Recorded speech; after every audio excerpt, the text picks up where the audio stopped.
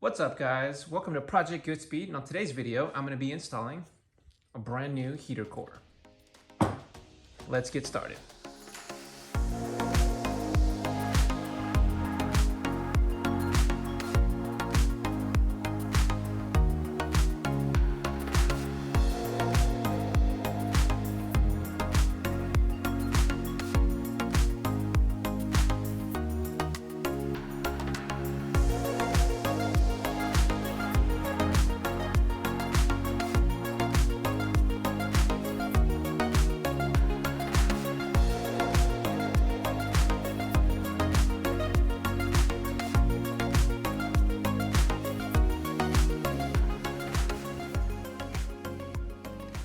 This is the heater core for the hatchback here, and unfortunately there is no other way to install this other than to remove the dash, and it is a pain in the ass.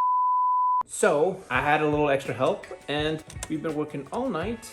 Well, not really all night, but we just started last night to get some of the heavy lifting done first so that we can just go ahead and install this part today. Essentially, I had to remove all of the interior accessories, you know, like the steering wheel. I had to remove that. I had to remove the turtle shell around the steering column, and I had to remove my double din radio, the climate control, the glove box, the cluster, the bezel, all the stuff that is basically attached to the dashboard had to come out.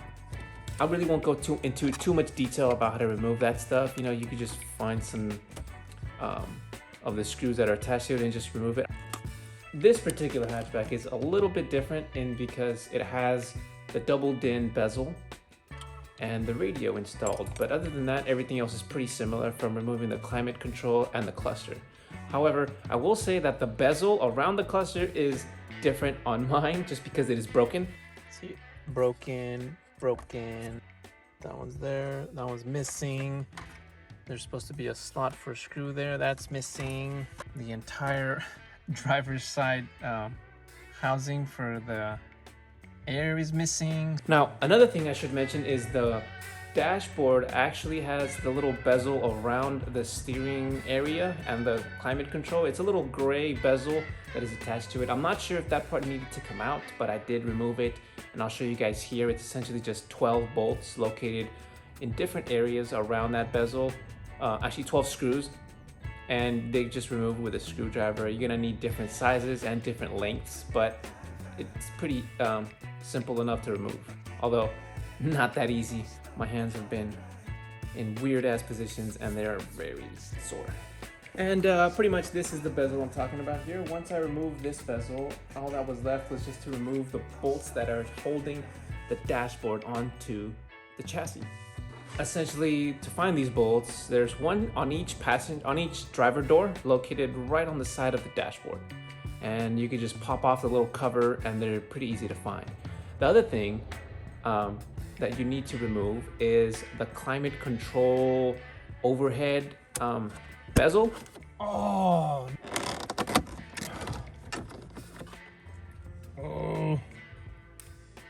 This thing right here. It's just located like this, and you just pop it off from the back. I should mention, I've popped it off from the front, and as you guys can see, I broke it. That's one thing to keep in mind. Just be a little careful when removing some of this stuff. It can get very frustrating. I promise you, I know how frustrating this can get, and I'll show you guys in a second just what I mean. Once you remove this part, there's a screw located right underneath it, and it should be pretty easy to find.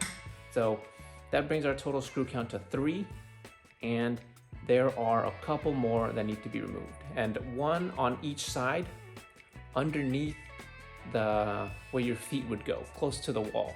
There's one on each side there. So that brings our total to 5 screws.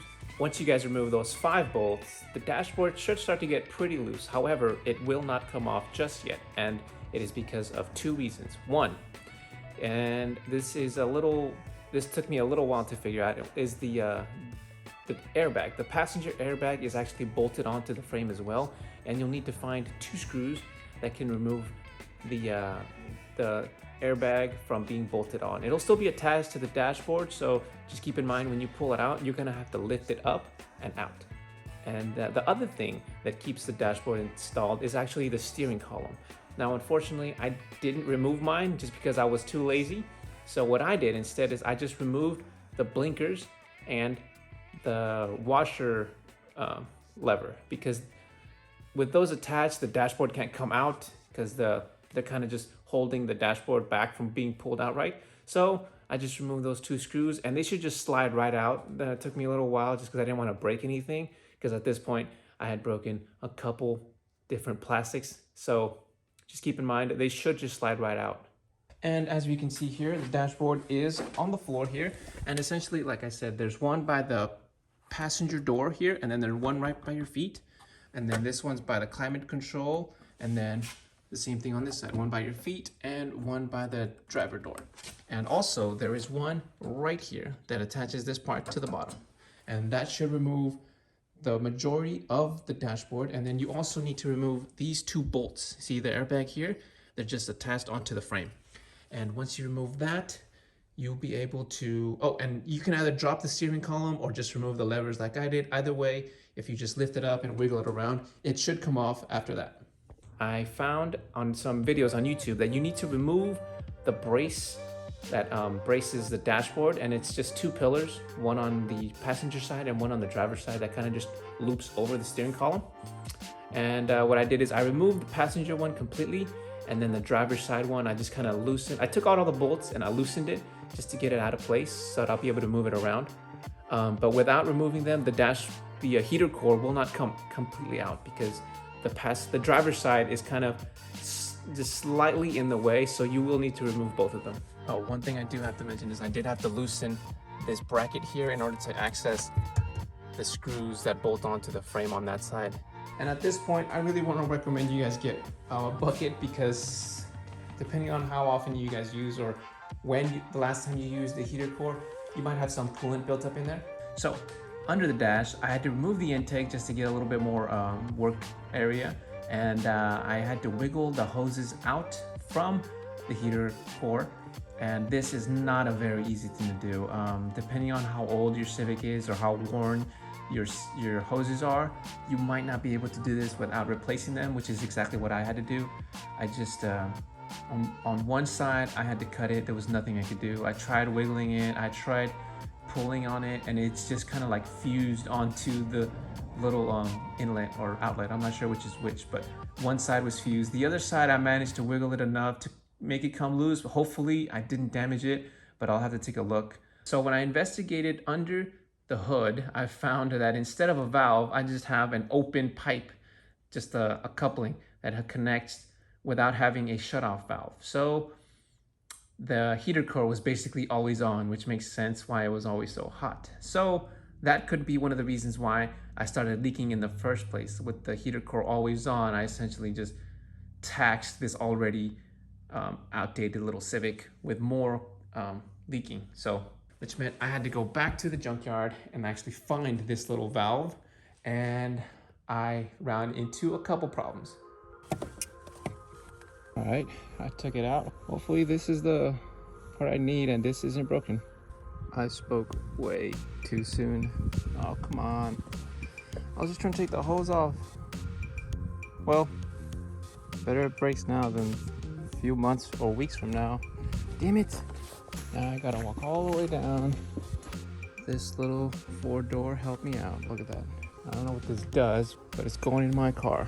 This is the valve I'm talking about. Hopefully it works. I haven't had a chance, well, actually don't know how to inspect it, but this valve basically just shuts and closes with the little cable that's attached to the heater core unit. Now, once I removed the hoses and I wiggled around the dash, it took me a while to figure out that I actually had to loosen the AC unit also in order to remove the heater core.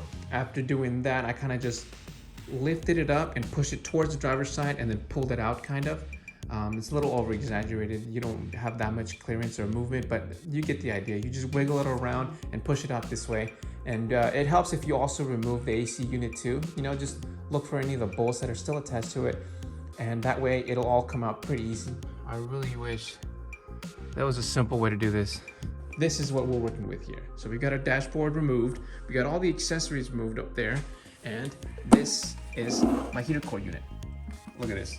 You can tell I try to really wiggle through all the hoses, but on this side, this is the one that was kind of fused on there. This one managed to come out kind of clean, but you guys can see the plastic kind of just fused onto this side. So I'll have to be just unscrewing this part, and you guys can see there, coolant just building up, you know, leaking inside my interior. Not a good thing, so I'll have to be removing all of that.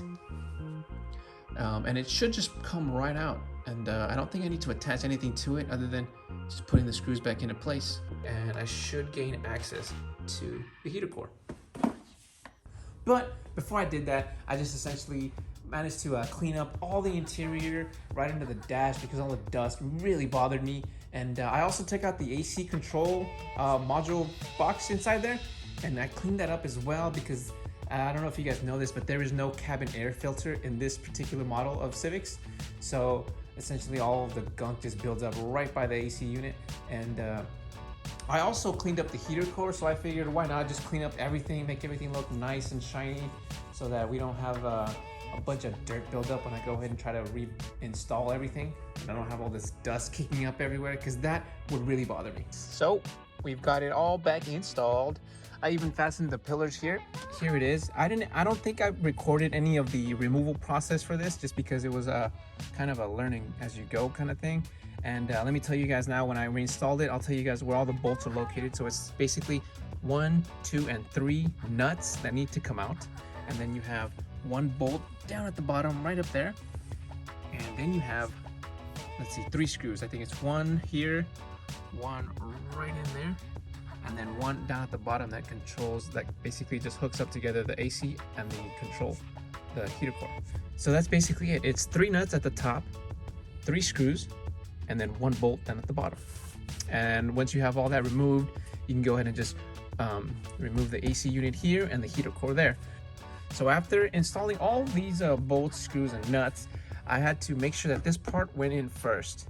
And then I checked that this bracket where the AC lines went in also. And once that was done, the hardest part was I just had to like leverage this part up to kind of get this bolt down at the bottom to go through. And then I started to fasten everything else because once this one went through, I'd be able to actually fasten this one all the way. And you guys can see it looks a lot cleaner. Look, you can actually see the previous color of my little hatchback here, which was teal. Anyway, I've got the pillars for the dashboard installed back again. It's just a bunch of, I think these are 10 mils on this side, and those are 12 mils on the driver's side there. So all that's left to do now is just install the dash, and then we can go ahead and install all our accessories back in here, and worry about the stuff under the hood once I get all this stuff done, because I'm having a little issue over there. All right, guys, check it out. The dash has been fully installed, as well as all my other little accessories. And as you guys can probably see, pretty obviously, I don't have my radio or my little storage unit here because during the removal process, I actually managed to re-break this double DIN housing here. No, I broke it again. Damn it. So basically, it's just been chilling outside until I get a chance to install it. And let me show you guys why I haven't installed it yet. So essentially, even though I removed and replaced my heater core and I got brand new hoses, I actually had to go down to the auto parts store and unfortunately, I think I might have damaged, you guys can see there, I might have damaged the other hose trying to pull it out.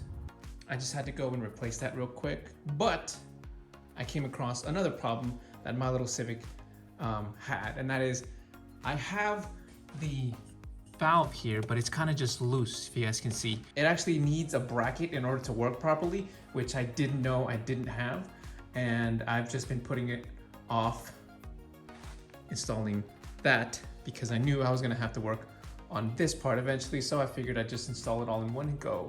This is the one I'm talking about. So essentially, you guys can see that slot basically bolts onto this way, like this, yeah. Bolts onto the firewall, and then the valve gets screwed onto here, and the wire gets clamped down here so that, boom. Now, when we actually turn on the heater, the wire will actually activate the valve. And there it is. Bracket is now installed, and that valve ain't going nowhere. So let's go ahead and install double din and call this video a wrap. Okay, hopefully this weld actually holds and doesn't break again on me, because I really don't want to go another couple days without tunes. All right, guys, let me go ahead and tell you guys basically what's been going on over the past couple days. So the heater core install, pretty self-explanatory, pretty easy, no issues there. The big issue is removing the dashboard, simply because this is an old car and the plastic is kind of worn out and it is very, very prone to breaking. And I broke a couple different things and I am not happy about that. So the first thing that broke was my double din, and I was very upset about that. No! Very expensive piece, but it had broken before, so, you know, didn't really blame that on myself too bad. So I just fixed it up, no problem. Then I went to go ahead and remove the heater vent, which I didn't know you're supposed to remove from the side closest to the window. And I just started to remove it from the side closest to me, and essentially I broke it. So there's that. I also managed to break my dash here. I don't know if you guys can see, there's some cracks here, crack there, and right here on the corner. It actually just came off, and I essentially just managed to put some JB weld on there as well. Hopefully it lasts. I didn't even actually check if it made contact. I just put it back together, and hopefully that was enough to keep it there. But I'm gonna go ahead and install this, and hopefully it lasts and doesn't look too bad. And one of the ones that's gonna really bother me is I broke these little slots that the cover underneath the steering wheel that basically hides your fuse panel. I broke some of those off, so now it's kind of loose, and that's really gonna bother me. But other than the plastics that I broke, the hoses, obviously, one of them, well actually both of them had to be replaced, but no big deal. I got one side that's stock, and the other side I had to find a hose from auto parts store, so no big deal, pretty easy. Once I bled the system, I just drove it around for a couple days until I had time to go to the junkyard and pick up that bracket. So I essentially had the heater on the whole time, and it works fine, you know, no issues. There were some issues before I bled it though, I will say that, so just keep in mind you will probably have to bleed the system, because before I bled it, I really didn't get a lot of heat. I only had a lot of heat coming from the footwells, not very much coming from the top. So, but yeah, guys, that's pretty much it. Got nothing else to say other than that's how you remove the dashboard. That's how you replace the heater core. I didn't have a video of me bleeding the system, but what else? This is a great video on how to break stuff on your car. Oh, and stay tuned, because I still have a couple other stuff that has gone wrong with the Civic that I will need to address. So, till the next time, take care and Goodspeed.